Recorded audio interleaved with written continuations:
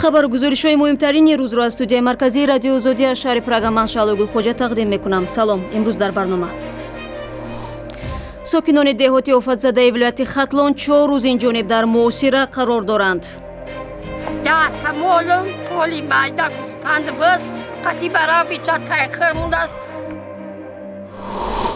дар пайи ҳамлаи маргбор ба пойгоҳи низомӣ дар вилояти Балх вазири мудофиа ва фармондеҳони баландпояи Афғонистон ба истеъфо рафтанд.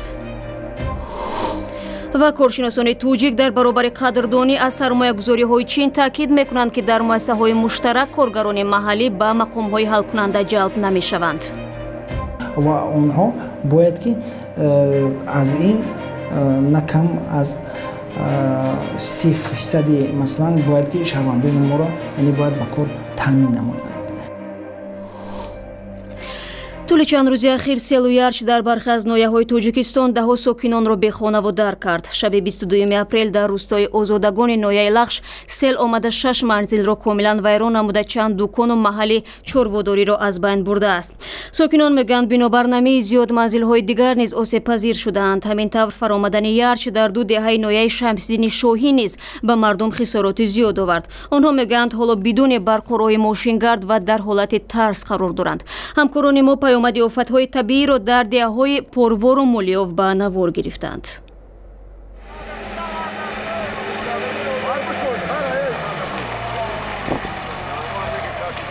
деҳаи Порвор ва Мулиёв дар ноҳияи Шамсиддини Шоҳин дар пайи фаромадани ярчу омадани сел 4 рӯз боз дар муҳосира қарор доранд.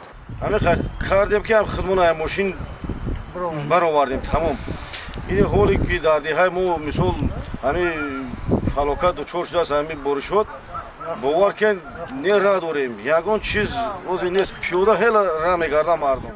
офати табиӣ дар шаби 20 ба 21 апрели имсол дар рӯстои Порвор ва Мулиёв 5 хонаро комилан ва тақрибан 30 манзилро қисман хароб кард. то ҳол дар ин 2 деҳа нерӯи барқ ҳам нест, чун ба гуфтаи сокинон сел баъзе аз симчӯбҳоро канда аст. сафаргул ҳакимова сокини рӯстои Порвор ҳам мегӯяд шаби омадани сел танҳо дар фикри халосии ҷони худу фарзандон буд ва барои гирифтани ҷиҳозу санади хонааш ҳеҷ талоше накард.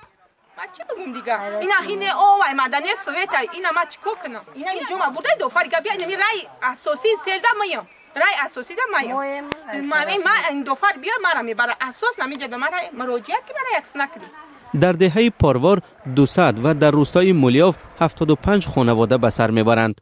сокинони ин 2 деҳа дар ҳолати беморӣ маҷбур ҳастанд ки 10 километр роҳро тай карда ба маркази ноҳия бираванд. ин рӯзҳо сел роҳҳои мошингардро хароб карда рафту омадро ба маркази ноҳия мушкил гардондааст.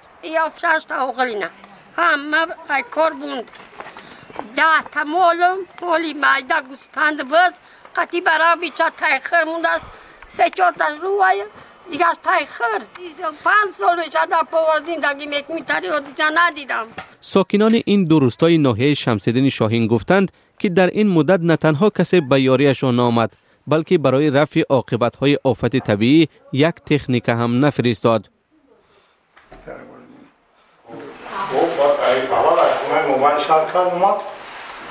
Удакоҷа хобнам сегда ки майда удакора хистем чунмен кунам сира гаштаванам ки ай ҷамъ саркадай ҳам се хунай тамом шо саркаги.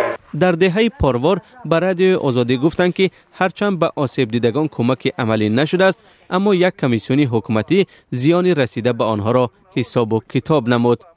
5 хона истиқоматӣ покиза истифода берун шудагиянд. уже омадан ёрад санҷидан дидан намояндаҳои ҳукумат дигош ҳамаш медонанд. ана баъзами ҳами 25 хонаи дигар зарари дидааст ки зиёди амволи хона. ҳам сокинон ва ҳам мақомот аз талафоти ҷонӣ надоштани ин ҳодисаҳои табиӣ хушҳоланд ва мегӯянд ки хонаву дарро дубора бо кӯмаки якдигар барқарор хоҳанд кард. дар кумитаи ҳолатҳои фавқулода гуфтанд ки аз қабл сокинонро дар бораи хатари омадани селу фаромадани ярч огоҳ карда буданд ва ҳоло дар фикри ҳарчи зудтар расондани кӯмак ба онҳоянд. رو می‌آوریم به موضوعهای جهانی. روز دوشنبه وزارت کارهای خارجی قرغیزستان اطلاع داد که کنسول این کشور در خباروسک برای عیادت شهروند زخمی این کشور تالند جمایف به شفاخانه محلی این شهر منطقه شرق دوری روسیه رفته است. مقامات روسیه میگویند روز 21 اپریل سلاح به دست 18 ساله با نام کونیف به اداره ФСБ خدمات فدرالی امنیتی روسیه حمله کرده یک افسری امنیتی و یک شهروند ازبکستان را به قتل رساند. سلاح به دست کشته شد و جمایف 37 ساله با جراحت‌ها به شفاخانه انتقال یافت. به قول کمیته تفتیشاتی روسیه مسئول حمله افکاری نیوناتسیستی داشته بدبینی نمایندگان قوم و نژادهای دیگر را ترغیب می‌کرده است. روز دوشنبه بدون اعلان پیشکی وزیر مدافع آمریکا جیم ماتیس به افغانستان تشریف آورد. در عرفه این زیارت پرزیدنت افغانستان اشرف غنی اطلاع داد که وزیر دفاع سردار ستاد نیروهای مسلح و 3 فرمانده بلندپایه ارتش افغانستان از مقامشان استعفا دادند. برکناری این افراد در حالی است که در حمله خونین روز جمعه به پایگاه ارتش ملی افغانستان در ولایت بلخ 140 نفر کشته و 60 تن دیگر مجروح شدند. مسئولیت حمله را طالبان بر عهده گرفته است. در این باره من با قادر حبیب سردبیر رادیو افغانستانی آزاد صحبت کردم. خوش آمدید. آیا انتظار می‌رفت که بعد از این حمله خونین خود فرماندهان به استعفا بروند؟ خب این حمله اول نیست. پیش از این هم حملات بر مراکز نیروهای امنیتی افغانستان صورت گرفته و این حمله دقیقاً به دنبال حمله بر بزرگترین شفاخانه نظامی در افغانستان صورت میگیره که در اونجا هم دهها کشته و زخمی به جا گذاشت و یکی از حساسترین نقاط امنیتی در داخل شهر کابل در نزدیکی ریاست جمهوری افغانستان صورت گرفت. این حمله واقعا یک حمله تکان دهنده برای مردم افغانستان و همچنان مقامات افغان بود. واکنش های تند مردم در شبکه های اجتماعی و در رسانه های عمومی در قبال رهبران ارگان های امنیتیشون نشان دادند و انتقاد شدید کردند. زمانی که بر بزرگترین شفاخانه نظامی در کابل هم حمله صورت گرفت، رؤسا و رهبران ارگان های امنیتی به شورای ملی احضار شدند و بر اونا رأی صندوق گذاشته شد تا رأی اعتماد یا عدم اعتماد داده شد و اما از اونجا اینا نجات یافتند. اما این بار خب انتقادها به حد شدید بود که پیش از اینکه اینا دوباره در شورای ملی برای اعتماد یا عدم اعتماد بروند خودشان استعفا دادن. خب امروز به طور غیر منتظره وزیر دفاع آمریکا جیم ماتیس به افغانستان سفر کرد و تا جای ما میدانیم ماموریت دونالد ترامپ به تهیه استراتژی نوی عملکرد در افغانستان سر و کار دارد و آیا معلوم است که مقامدار آمریکایی در کابل کدام مسئله ها را بررسی خواهد کرد؟ به احتمال اغلب جنرال جیمز ماتیس هم در ارتباط به استراتژی نو امریکا در افغانستان و همچنان پافشاری روی اصلاحات در ارگان‌های امنیتی افغانستان به شمول وزارت دفاع افغانستان که امروز یک سلسله تغییرات وسیع گفته می‌توانیم که در رهبری وزارت صورت گرفته صحبت‌های خواهد داشت. این مصاحبه و تحولات اخیر افغانستان را در سایت آزادی www.azadi.org تماشا کنید. نگاه میاندازیم به فرانسه. بر پایه حساب‌های پیشکی نامزد مرکزگرا ایمانوئل ماکرون و نامزد راستگرای اشدی مارین لپن به دور نهایی انتخابات پرزیدنتی فرانسه راه یافتند. در آوازی یکشنبه 23 اپریل ماکرون نزدیک 24% و لپن قریب 22% آوازها را کسب نمودند. ماکرون سابق وزیر اقتصاد بوده است. طرفداران اتحادیه اروپا به شمار می‌رود. لپن مخالف مهاجرت و مخالف عضویت فرانسه در اتحادیه اروپا میباشد. در نظرخواهی‌های پیشکی چند دفعه تخمین شده است که 7 می در دور نهایی انتخابات پرزیدنتی فرانسه ماکرون 39 ساله لپن 48 ساله را شکست خواهد داد. برمیگردیم به تاجیکستان. جمهوری مردمی چین یکی از سرمایه‌گذاران اصلی در اقتصاد تاجیکستان بوده. در تعمیر و ترمیم راه و نقب‌ها، نیروگاه‌ها، پایگاه گرم‌دهی و استخراج کارگرد معدن‌های این جمهوری آسیای مرکزی صدها میلیون دلار سرمایه‌گذاری کرده است. با وصف سهم بزرگ چین برخی از کارشناسان تاجیک اشاره می‌کنند که مشکل بزرگ تاجیکستان تامین کار است، ولی سرمایه‌گذاران چینی در تطبیق لایحه‌ها اکثرا از کارگران چینی استفاده می‌برند نه نیروی کاری محلی. فرزان محمدی موضوع را ادامه می‌دهد. مدتی زیاد ما در اینجا زندگی کردیم. ای برف و باران حجره ما بزیب شد. چخیل که میبینید در این حولی ما آب نیسته. ما از خود 1 کیلومتر راه دور آب کشانده می آوردیم در جا برای زندگی خودمان صرف میکردیم. بصیره محمدی و یکی از کارگران کارخانه نساجی جونته چین در ناحیه دنغره تاجیکستان است. از مشکلات روزگارش تا به کار آمدن به این شرکت چینایی به تلویزیون دولتی CCTV قصه میکند.